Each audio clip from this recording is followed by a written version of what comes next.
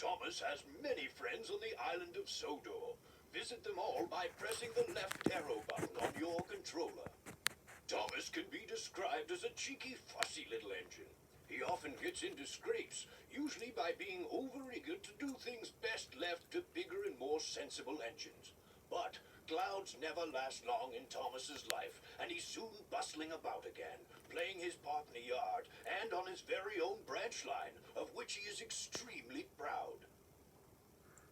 James is a medium-sized engine. His 6 driving wheels are not as big as Gordon's and not as small as Thomas's. He has a fine scarlet coat and brass dome and likes to think of himself as a really splendid engine. This can occasionally lead to highfalutin ideas about the sort of work suitable for such a noble creature. Invariably, they land James in trouble.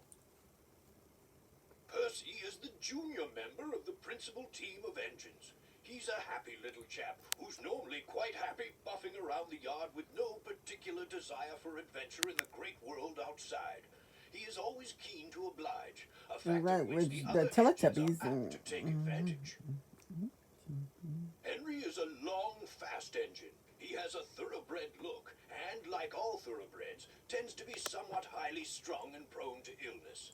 But he has his new shape now, and sympathetically driven, he'll give any engine a run for its money. Mavis is a feisty young diesel engine who works at the quarry. She's full of her own ideas and doesn't take kindly to advice. She has a lot to learn about trucks, but with Toby's help, she's learning to be a really useful engine. Gordon is the senior member of the engine family, the fastest and most powerful of my string, and he knows it. He's good-hearted, though, and always willing to forgive, and use his superior strength to help smaller engines out of trouble.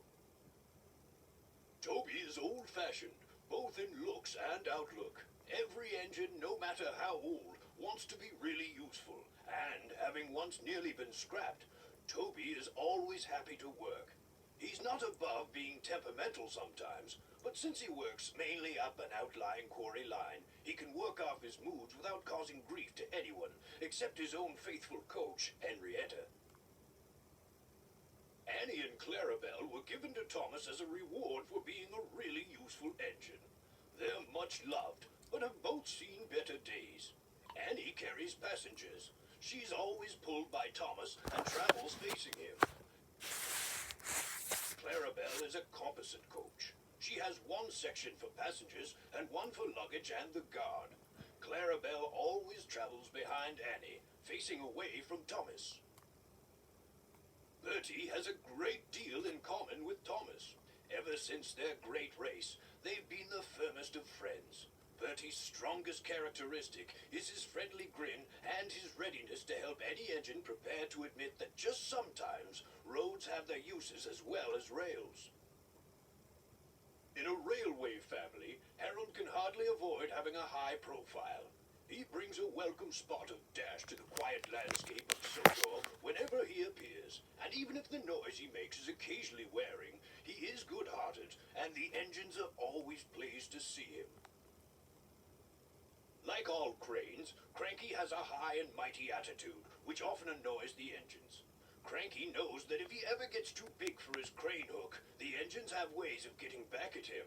However, Cranky enjoys teasing them because, he says, it makes for good working relationships. But don't ask Percy if he agrees.